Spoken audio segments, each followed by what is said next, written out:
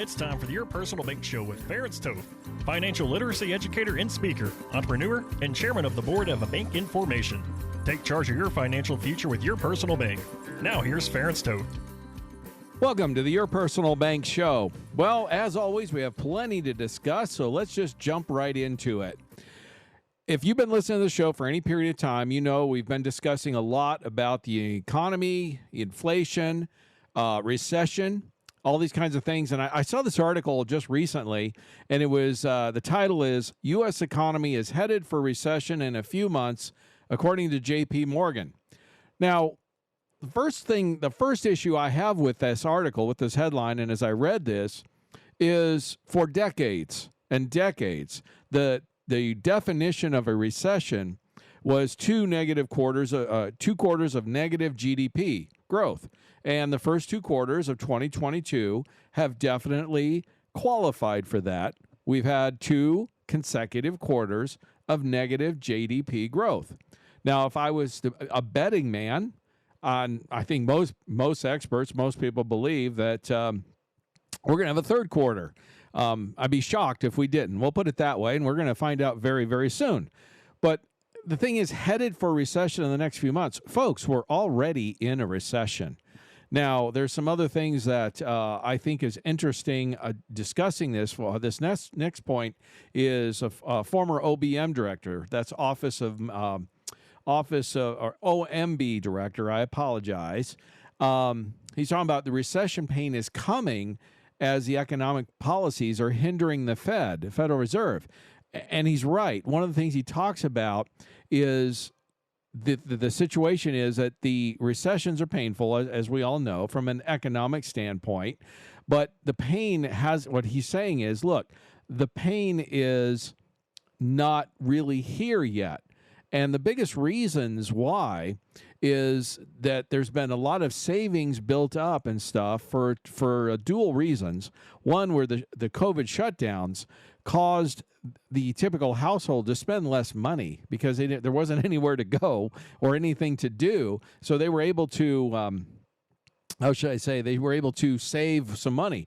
Also, there was an unprecedented amount of money, as I've talked about many times, helicoptered into the system, into our economic system. Trillions and trillions of dollars was, well, frankly, printed and distributed into our economic system.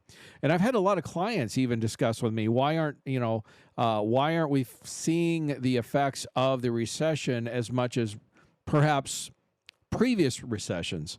And as I've often stated, look, with all that money being printed and put into the economic system, it takes time for it to flow through and, in essence, shuffle through the system, if you will. So this OMB director is saying the same thing. He's saying, look, with policies like student loan handouts the Biden administration wants to do, is going to make it harder for the Federal Reserve to restrain inflation and to get the economy back into some sort of balance. And I've said this many, many times that one of the major causes of this recession is too much government spending. Too many dollars chasing too few goods and services is the definition of inflation. That's why we have it. So he's pointing out it's going to be scary, very scary in the next year in 2023, and the reality is, I believe that he's right.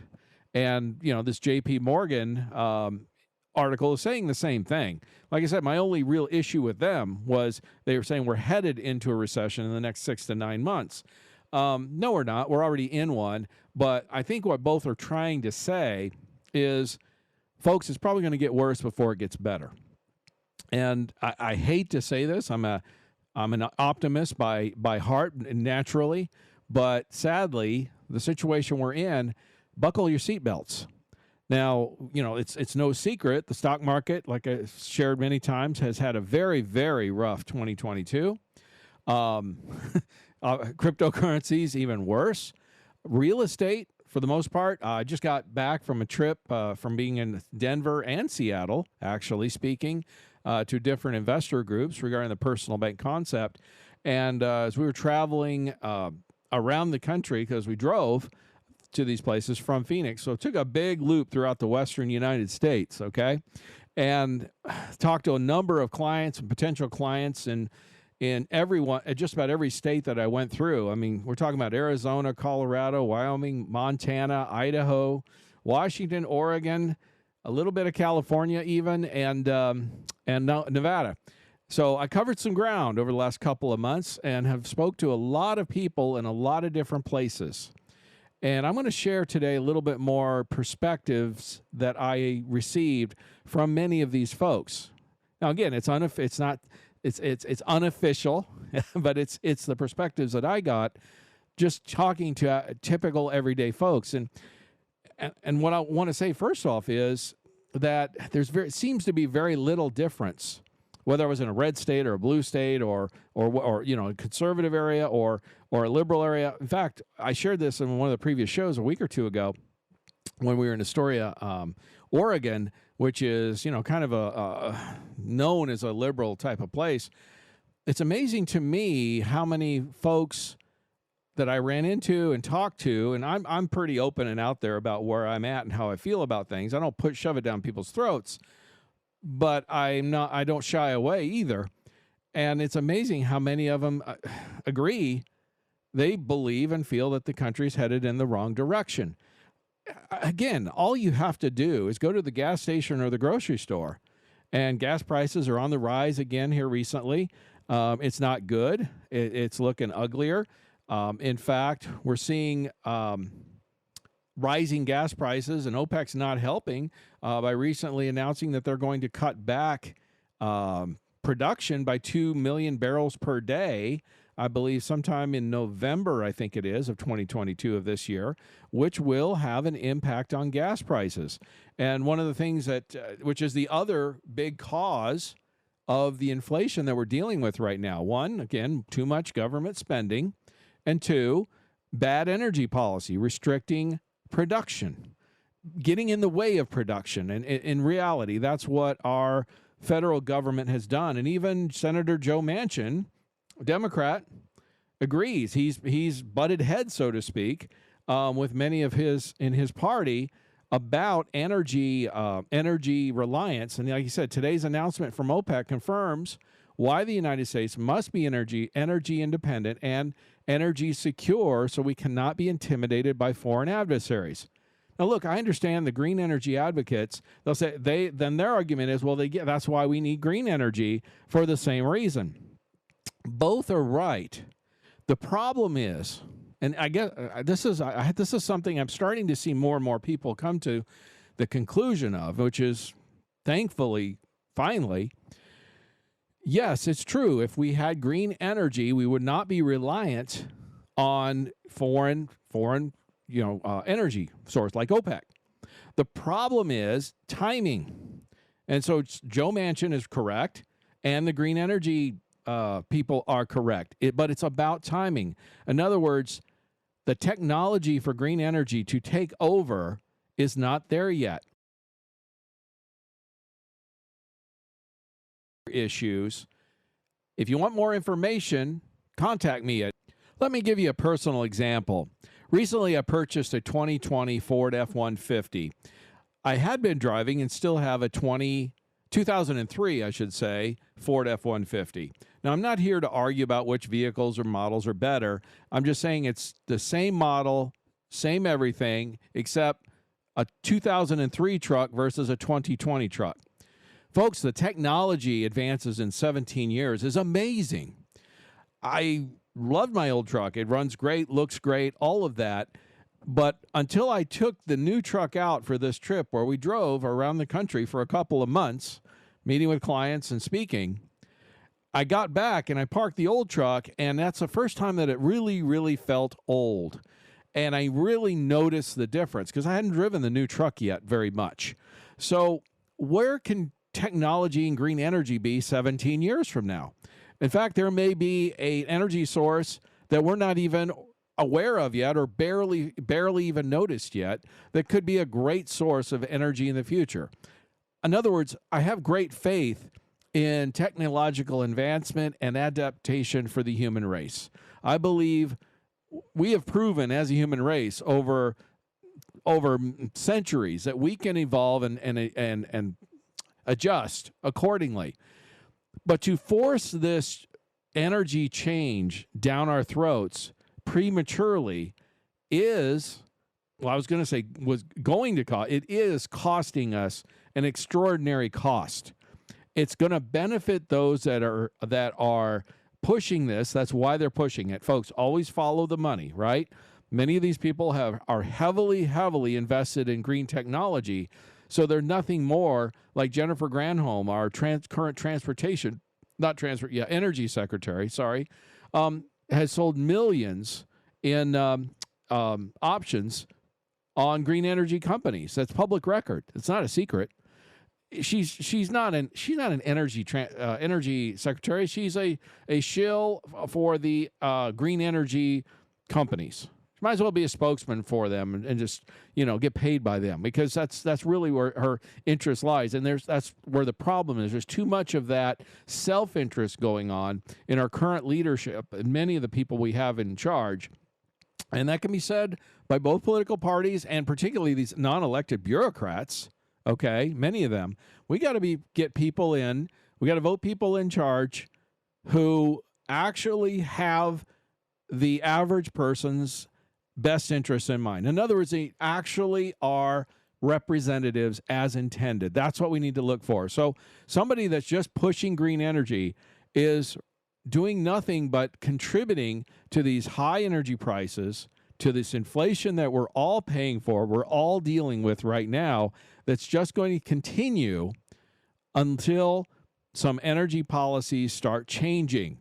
Let the green energy come along when it's time, when it's matured, when it's ready, and bring it on gradually as it matures. But let's use all forms of energy to be productive, to be diversified. Diversification is actually great on investments. Same with energy. If you want to learn more about how to navigate this economic chaotic situation that we're in, and this recession that we're already in and looks like to be potentially be worse, contact me at yourpersonalbank.com or toll free 866-268-4422. Folks, there's good news. Dividends are going up and borrowing costs have been held down, so we can really weather this storm. So contact me again, 866-268-4422. For more information on Your Personal Bank, feel free to contact Ference at yourpersonalbank.com.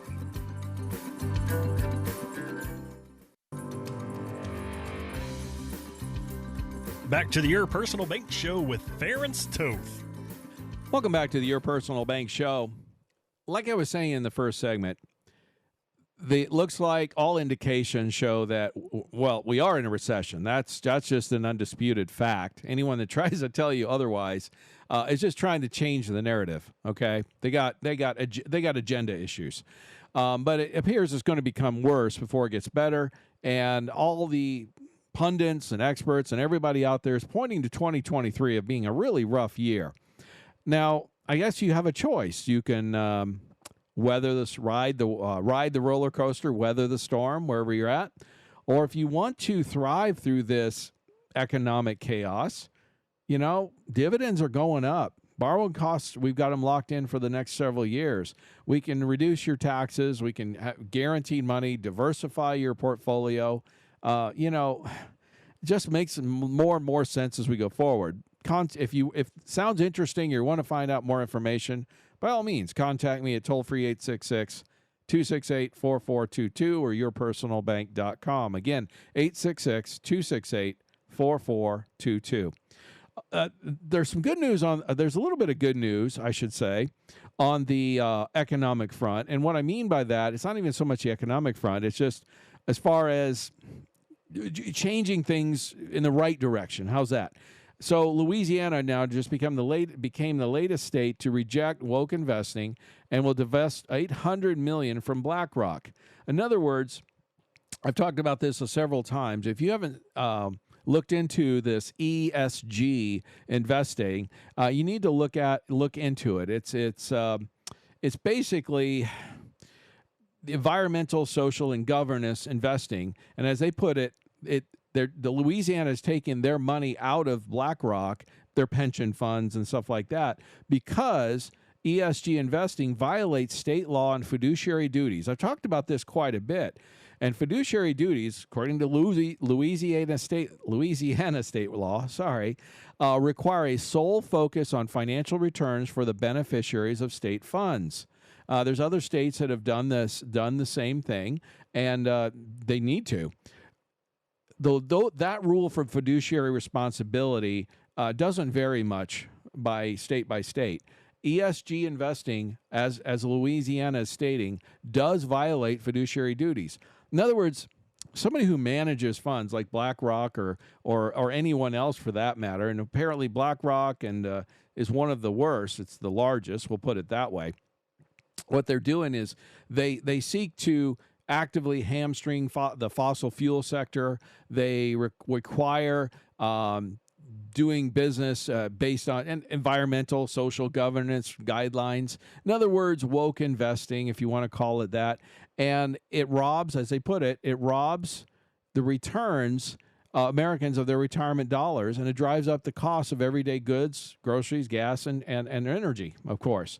And the thing is, a recent poll showed that only 25% of chief financial officers of public companies support the policy. And the reason is it's due to lack of connection between the costs of their business would incur by submitting to disclosures and generations of profits. In other words, it diversifies, it takes away the company's focus from becoming profitable, which is returning a profit for their investors, which is the fiduciary responsibility of a publicly traded company and of anyone who's managing someone's funds.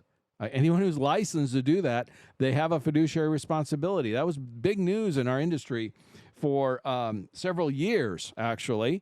And many investors will, ask, are you a fiduciary? And I am voluntarily. There's voluntary and there's required ones. I think the voluntary ones are better because that just shows somebody's their heart, their intention, we should say. And the reality is, I've said this all along, if you're anybody who's managing or handling somebody else's funds, investments, or anything like that, if they're not looking out for the client's best interest, they don't stay in this business very long. And you're not successful, okay? Well, companies are the same way. Investors are not going to invest in a company if it doesn't return profits at some point. Understand, that if that's not their main goal. And what these ESG things are doing are taking they're taking their focus away from what they're supposed to be doing, and it does have extra costs involved and reduced profits, and it's a political agenda, not an investment strategy. All right. So I'm glad to see these companies, these states, these big investors are starting to reject this type of investing strategy by taking their money away and going elsewhere. And I've often said this, we can vote with our wallets. Okay. There's so many ways to make your how should I say, make your voice heard. Recently, PayPal proposed doing a crazy policy of if you I'm paraphrasing here, but if you spread inconsistencies or what they believe to be not truth or whatever like that, they could actually fine you, and they could actually fine you $2,500 per occurrence, take your money away from you. Of course, there was a huge backlash on social media, and they changed the policy within a day, because their stock price dropped 5% in a day, and people were saying, delete your PayPal account, and it went viral and went crazy. And within a day, the company reversed course. Because why? They implemented a political agenda into their business policies. People noticed, and it affected their bottom line or their fiduciary responsibility. Folks, PayPal could have been sued over that, okay? And like it's stating here, Louisiana state law, and this is true for just about every state, by the way, it's against fiduciary laws, duties to invest based on environmental, social, and governance standards. In other words, a fiduciary responsibility requires a sole focus on the financial returns for the beneficiaries. That's what the fiduciary stands for. Now, I understand and agree that companies have a place in the environment. We'll put it this way: they have a responsibility. In other words, you don't want a company just indiscriminately polluting, for example, okay, to make a profit, to make a buck.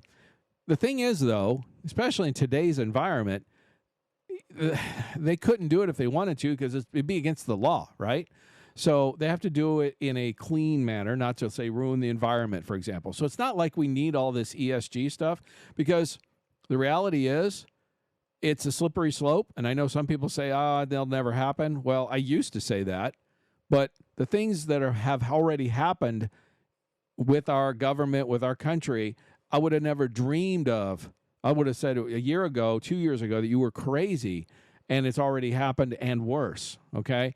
But the next step is the Chinese type system where you have a social credit score. Just like we all have a credit score to be able to borrow money or whatever, a social credit score will determine whether you could travel, for example, or where you could live, what you can spend your money on. That's the next step. That's the next logical step. And that's not saying that, but that has been put out publicly, like by the World Economic Forum. They've stated their intended goals. They're not hiding them anymore. The next step is that. We don't want a social credit system in this country. I'm going to talk about more on that, et cetera, in the next segment. So I'm going to encourage you to stay tuned. Of course, contact me at 866-268-4422 for more information on your personal bank, how you can thrive through this economic situation we're in. Again, 866-268-4422. Back to the Your Personal Bank Show with Ference Toth. Welcome back to the Your Personal Bank Show. You know, one of the things I've been discussing is with these high energy prices, high fuel prices, for example, which of course are contributing mightily to inflation. And of course, the cause is our energy policy, where even Senator Joe Manchin is stating needs to change. The U.S. must emphasize energy independence for security. It's a national security issue, folks, not just an economic one. But the thing is, nobody signed up for this. This is not what most Americans wanted when even the ones that voted for Biden in the last election, the vast majority of them, it was supposed to be a return to normal, not abnormal. I mean, the highest gas prices in the history of our country. Statistical fact. I mean, that is not what people signed up for. And I can't believe they won't remember this. I mean, my gosh, you're going to have to go to the gas station or put gas in your tank to go vote, unless you vote by mail. That's a whole different issue. But you see what I'm trying to say is people vote their pocketbooks, and I just can't see that not happening. But get out there and do it, because if you're not happy with the way the country's going, you need to get the Democrats out to change direction of this country if you're not happy with the direction it's going. And one other thing about the oil and all that, my gosh. I mean, you just talk about, adding insult to injury is really what it boils down to.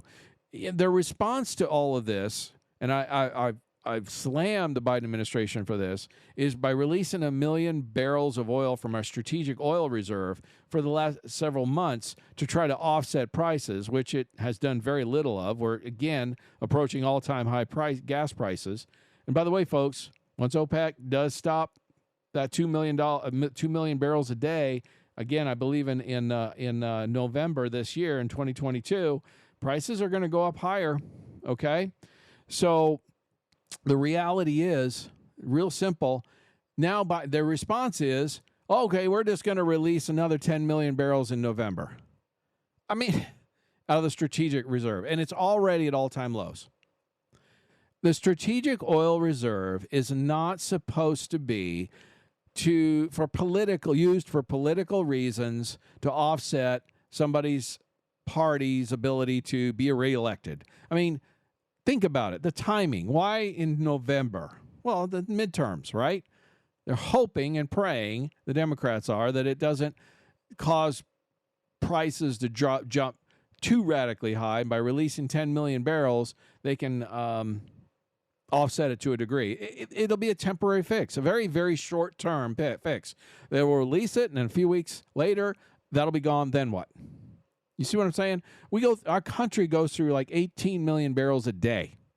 So 10 million is going to get us through half a day. How long is that going to? That is just basic lack of basic economics. Really, I mean, come on. We have the oil reserves. We have the ability to be energy independent. My gosh, we were a couple of years ago even. My God, come on, folks. Let's get energy independent once and for all. And then we can focus, as I stated in the first segment, then we can focus on improving the technology on other sources of energy that might be greener, as we put it, and make them more commercially viable. Why do we have to spend so much of our hard-earned tax dollars that, frankly, we do not have because it's debt? Debt is piling up, unbelievably so. That's another whole issue. And it's just continuing to pile on, all right? That is not the solution, okay? That is not. I'm sorry, say it again. Taking oil from the strategic oil reserve is not. It's very short-term fix. And at this point, green energy is probably years, if not decades away of being able to manage anywhere close to our energy needs that this country has to run efficiently and live the lives that we enjoy living, okay? Folks like their air conditioning when it gets hot. They like heat when it gets cold, all right? It's pretty simple, folks. It's just that simple. And, we like to eat, and it takes energy to farm and raise food and all those kinds of things. I mean, this impacts some of the very basic things that we have, basic economics. Look, green energy is not bad, but forcing it prematurely is. If you want to, I'm going to talk more finish up with some other thoughts and some other good news, so stay tuned. But again, if you want to reduce your taxes, reduce your liability, get a better return, dividends are going up going forward the next several years, and weather this economic storm and come out the other side shining, stronger, even better. For more information on Your Personal Bank, feel free to contact Ference at yourpersonalbank.com. or yourpersonalbank.com. For more information on Your Personal Bank, feel free to contact Ference at yourpersonalbank.com.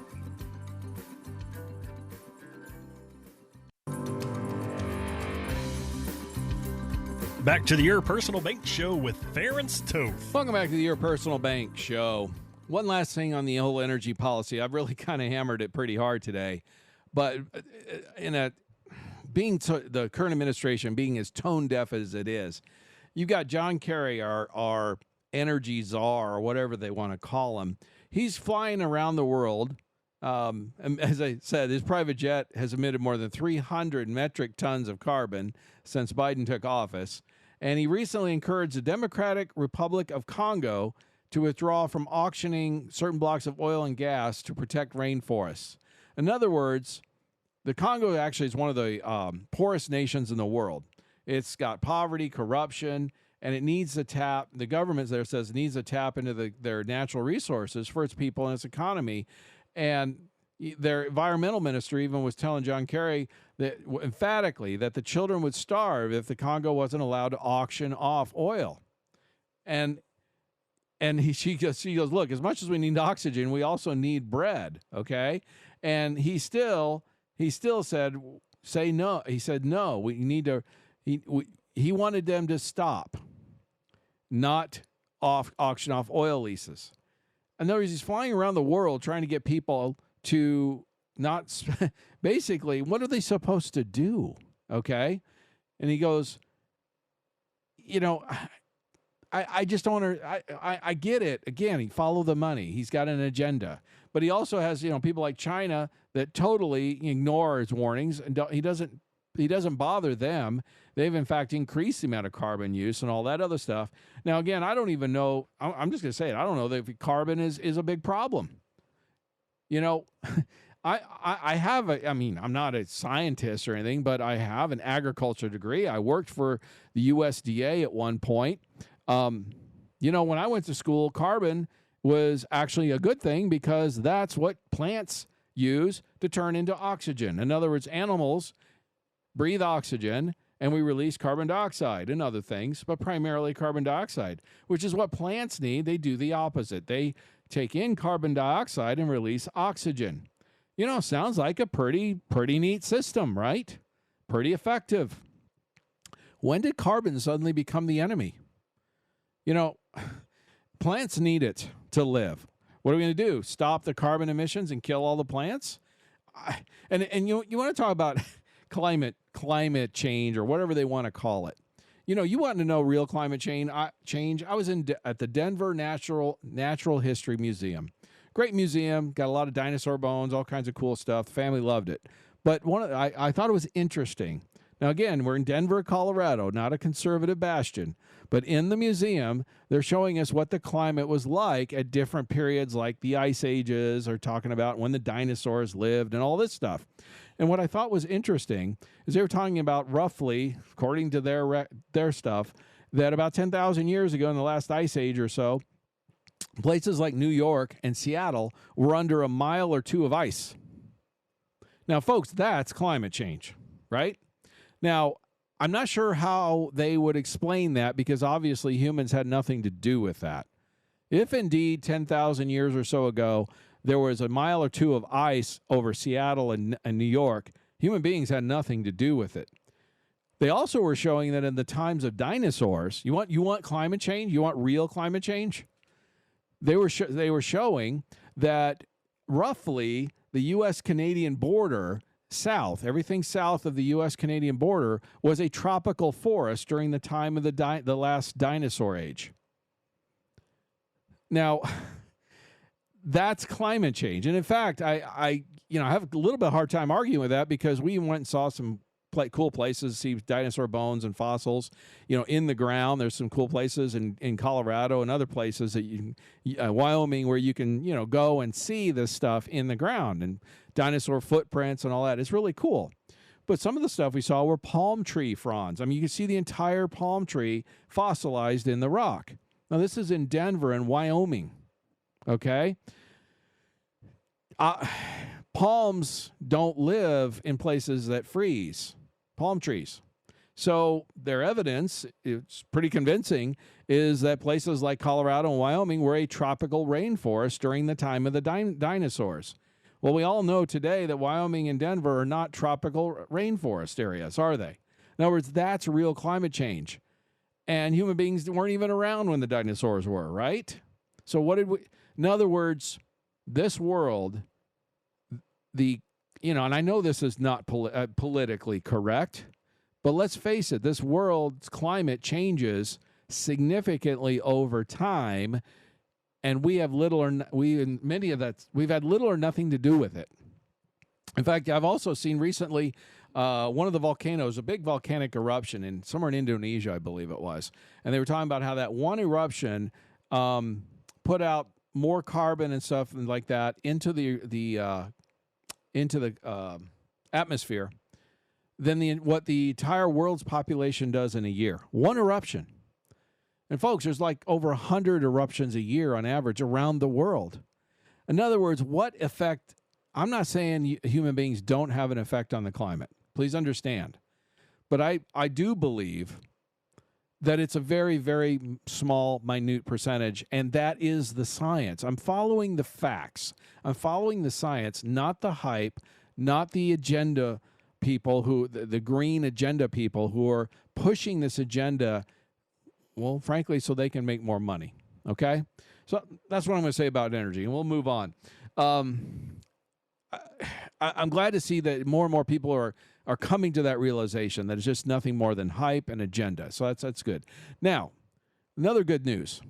The student loan buyout thing, or the student debt relief thing, looks like more and more likely it's not going to happen because there's another lawsuit. There's several lawsuits that have been filed to stop this, and the latest one is talking about where they filed the lawsuit because what it does is it shifts shifts the burden from the people who took the loans to the taxpayer, and that's a burden to the taxpayer for particularly those who did not go to college or paid their student loans off. And the colleges escape responsibility by not changing their policies, which created all this student loan debt in the first place. And many of these colleges are sitting on billions of dollars of endowments. Okay, and yet they're not required, they're not doing anything to change or fix the problem. And when we have national debt now over $31 trillion, which means that's about $93,000 per person, per citizen, okay, and almost $250,000 in liabilities per taxpayer. I talked about this in the last show.